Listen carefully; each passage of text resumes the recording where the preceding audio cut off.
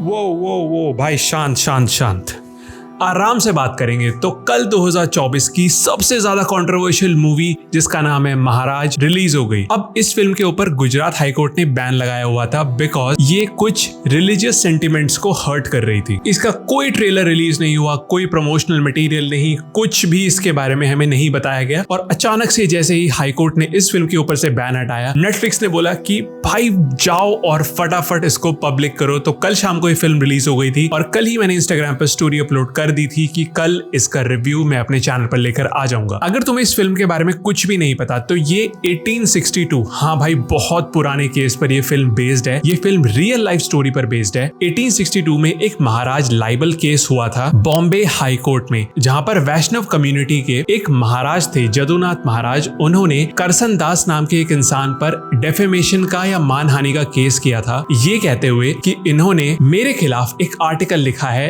अपने न्यूज़पेपर सत्य प्रकाश में, जिस आर्टिकल का नाम था हिंदुओं नो असली धर्म आने अत्यार ना पाखंडी मालो। ये एक गुजराती आर्टिकल था और करसन दास भी एक सोशल रिफॉर्मर थे, एक राइटर थे और एक गुजराती लैंग्वेज के जर्नलिस्ट थे। अब इस केस में और आर्टिकल में करसन दास जो थे उन्होंने ये बोला था कि ये जो महाराज हैं जदुनाथ जी महाराज, ये चरण सेवा की एक बहुत पुरानी प्रथा के नाम पर औरतों का शोषण करते हैं, उनका सेक्सुअली फायदा उठाते हैं। अब अगर आप कंफ्यूज हो रहे हो कि यार ये महाराज लोग कौन होते हैं, ये वैष्णव कम्युनिटी की आती, तो मैं इसके बारे में आपको छोटी सी इंफॉर्मेशन दे देता हूँ। 13th सेंचुरी में वल्लभाचार्य नाम के एक हिंदू फिलोसोफर और सेंट हुए थे और उन्होंने वैष्णविज्म नाम का एक सेक्ट बनाया था, एक पूरी कम्युनिटी बनाई थी जो कृष्ण को सेंटर में रखकर पुष्टि मार्ग को फॉलो करते थे। और अब ये जो महाराज लोग होते हैं ये खुद को वल्लभाचार्य का डिसेंडेंट मानते हैं। अब इसी बात का फायदा उठाकर यदुनाथ जी महाराज उन औरतों के साथ बहुत ज्यादा गलत चीजें किया करते थे। अब 1850s और 1860s में बॉम्बे में वैष्णव लोगों की 7 हवेलियां थी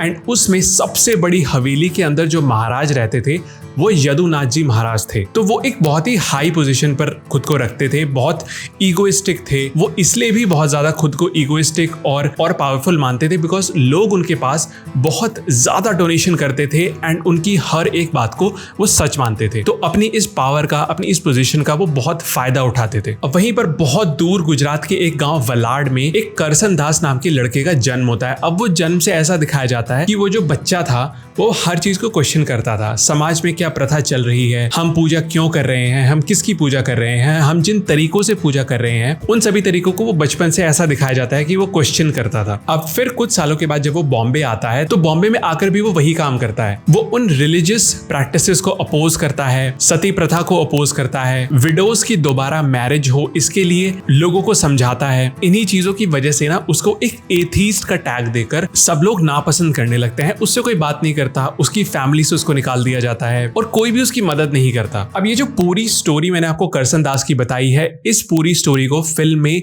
एक बहुत ही लेजी से वॉइस ओवर के साथ और बहुत जल्दी बहुत क्विक मोन्टाजेस के थ्रू दिखाया जाता है। और मुझे ऐसा लगा कि इस स्टोरी को इतना जल्दी क्यों दिखा रहे हैं, इतना अजीब सा वो मोन्टाज था, बहुत ही जल्दी उस चीज को खत्म कर दिया गया। और फिर यही चीजें पूरी फिल्म में कैरी आउट होती जाती हैं। जितने भी सीन्स आते हैं बहुत जल्दी कैरिड आउट हो जाते हैं और जो इमोशनल और हार्ड हिटिंग सीन्स है ना, वो इसी वजह से आप उनके साथ उतना ज्यादा कनेक्ट नहीं कर पाते। जो पूरी कॉन्वर्सेशन है और जो पूरे शॉट्स हैं, सीन्स हैं, वो ऐसा लगता है कि कुछ ज्यादा ही प्लान कर दिए और इसी वजह से जो वो इमोशनल सीन्स है ना वो हिट नहीं करते यार। अब इसकी एक वजह जुनैद खान भी हैं जो आमिर खान के बेटे हैं और उनकी ये डेब्यू फिल्म है। इस फिल्म के अंदर उन्होंने जिस करसन दास के कैरेक्टर को प्ले किया है वो एक गुजराती कैरेक्टर है। तो उस गुजराती कैरेक्टर के बोलने का तरीका, वो कैसे चलता होगा, कैसे बात करता होगा, उस तरीके को उन्होंने बहुत अच्छे से पकड़ा है। लेकिन जो इमोशनल सीन्स होते हैं ना, उन सीन्स के अंदर उनकी जो एक एक्टिंग रेंज है उसको देखकर ऐसा लगता है कि लिमिट लग चुकी है। और जितने भी इमोशनल सीन्स हैं उसमें आप ये फील करोगे यार ये सीन तो बहुत इमोशनल है, मुझे यहाँ पर कुछ फील होना चाहिए लेकिन फील क्यों नहीं हो रहा। और जैसे ही उस सीन में कट लगता है तो आपको समझ आ जाता है हाँ यार यहाँ पर ये जो एक्टर्स हैं इनकी कुछ लिमिटेशंस हैं और इस वजह से इस सीन को आगे कैरी आउट नहीं करा गया और इसी वजह से मैं बहुत सारी चीजें फील नहीं कर पा रहा। वहीं दूसरी तरफ इस फिल्म का मुझे लगता है बेस्ट पार्ट है जयदीप अहलावत, जो एक करप्ट, ईगोइस्टिक और मनी माइंडेड, लस्ट से भरे हुए एक महाराज का जो कैरेक्टर प्ले करते हैं वो भाई अपनी आंखों के इमोशन से और अपने फेस के उस स्माइल से भाई पूरी फिल्म को अपने कंधों पर कैरी करते हैं। जैसे कि फर्स्ट टाइम वो करसन दास की होने वाली वाइफ को देखते हैं तो उनकी आंखों में जो लस्ट आती है, जब वो करसन दास को अपने खिलाफ चीजें करते हुए देखते हैं तो उनकी आंखों में जो गुस्सा आता है, वो चीज ना आप उनकी आंखों से ही फील कर सकते हो। Because most of the scenes में जो जयदीप अहलावत के साथ फीचर करे गए हैं वो सिर्फ और सिर्फ उनके इस फेस को ध्यान में रखकर फिल्म करे गए हैं। पूरा जो उन्हें एक्ट करना था वो सिर्फ और सिर्फ अपने उस फेस से करना था एंड आई थिंक वो उन्होंने बहुत अच्छे से डिलीवर करा है। अभी जो फिल्म है ना, ये देखो बहुत ही सेफ खेलती है, किसी की ये भावनाओं को ठेस नहीं पहुंचाना चाहती एंड इसीलिए ये फिल्म ना उतना हार्ड इम्पैक्ट क्रिएट नहीं कर पाएगी। बिकॉज इस फिल्म में जो मेन कैरेक्टर है ना, उसको शुरुआत में तो एक एथीस्ट की तरह डेवलप कर दिया जाता है और धीरे धीरे धीरे बाद में उसका एक ट्रांसफॉर्मेशन दिखा दिया जाता है कि कैसे वो एक एथीस्ट से एक बिलीवर बन चुका है। अब जो वो बातें बोल रहा है उनको डाइजेस्ट करना सभी ऑडियंस के लिए बहुत आसान हो जाएगा। ये फिल्म एक पीरियड ड्रामा है जो कि 1862 में सेट है। तो उस समय लोग कैसे रहते थे, वो क्या पहनते थे, वहां लोग कैसे दिखते होंगे, ब्रिटिश का कितना इन्फ्लुएंस था उस समय इंडिया के ऊपर, उन सभी चीजों को फिल्म में बहुत अच्छे से दिखाया है। उस समय समाज में अनटचेबिलिटी कितनी ज्यादा होती थी ये भी एक दो सीन्स में बहुत अच्छे से दिखाया है। जहां पर कुछ सीन में ऐसा दिखाया गया है कि जिन लोगों को हम अनटचेबल मानते हैं वो अपनी गर्दन में एक घड़ा डालकर घूमते हैं जिसके अंदर जल होता है और वो सबको अनाउंस करते हुए जाते हैं कि हट जाओ, अनटचेबल आ रहा है, हट जाओ, एक अछूत आ रहा है। और वो ऐसे पानी का, जो मुझे लगता है गंगा जल हो सकता है, उसका छिड़काव करते हुए चलते हैं जिससे कि आसपास के सभी लोग शुद्ध हो जाएं। ये कुछ एक दो सीन्स थे जो आपको हिट करते हैं और ऊपर से इसकी एक ब्लू एंड वार्म टिंट की जो कलर ग्रेडिंग है अलग अलग सीन्स में, वो बहुत अच्छे से उस एनवायरनमेंट को कैप्चर करती है। बट इसके वीक पॉइंट की बात करूं तो मुझे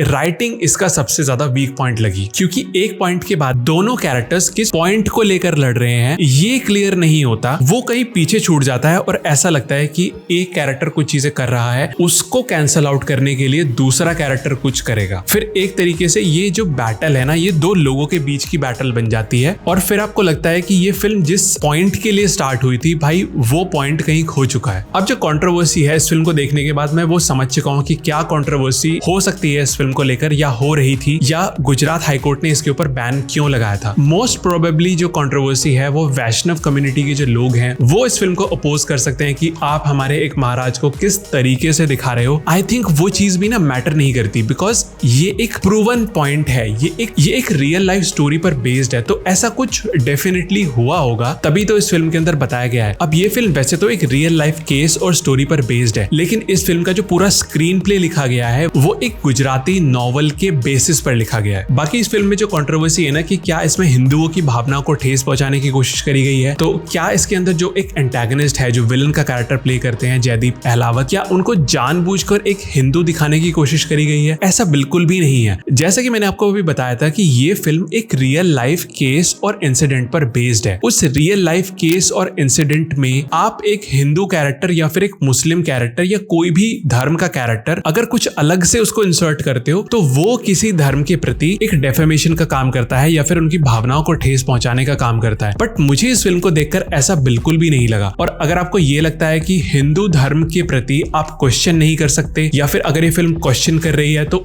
इसलिए इसको बैन कर देना चाहिए, तो भाई आपको हिंदू धर्म और आपको सनातन धर्म के बारे में कुछ भी नहीं पता है। बिकॉज हिंदू धर्म की जो नींव रखी जाती है वो इसी बेसिस पे रखी जाती है कि आपको हर एक चीज को क्वेश्चन करना चाहिए। हिंदू धर्म खुद ये बोलता है तुम हर एक चीज को क्वेश्चन करो, हर एक चीज के बारे में जानने की कोशिश करो। तो overall I don't think this is a bad film. इसके अंदर कुछ एक्टिंग लिमिटेशन और कुछ इसकी राइटिंग को लेकर जो ये फिल्म इम्पैक्ट क्रिएट कर सकती थी वो अब ये फिल्म इम्पैक्ट क्रिएट नहीं कर पाएगी। बट स्टिल मुझे ये फिल्म काफी पसंद आई। तुम जाकर अभी इसको नेटफ्लिक्स पर देख सकते हो। बाकी अगर आपने फिल्म देखी है तो कमेंट करके बताना कि आपको ये फिल्म कैसी लगी। क्या आपको ऐसा लगा कि इस फिल्म के अंदर जो हिंदू सेंटिमेंट्स हैं उनको हर्ट करने की कोशिश करी गई है? और अगर आपको ये रिव्यू पसंद आया तो प्लीज इस वीडियो को लाइक जरूर करना। और अगर आपको मिर्जापुर के ट्रेलर का ब्रेकडाउन देखना है और उसकी स्टोरी प्रेडिक्शन देखनी है तो यहाँ पर स्क्रीन पर आ रही वीडियो पर जरूर क्लिक करना, बिकॉज मिर्जापुर भाई कई सालों के बाद आ रहा है और मैं और तुम डेफिनेटली उसके लिए एक्साइटेड है। तो मिलते हैं एक और वीडियो में। Thank you for watching,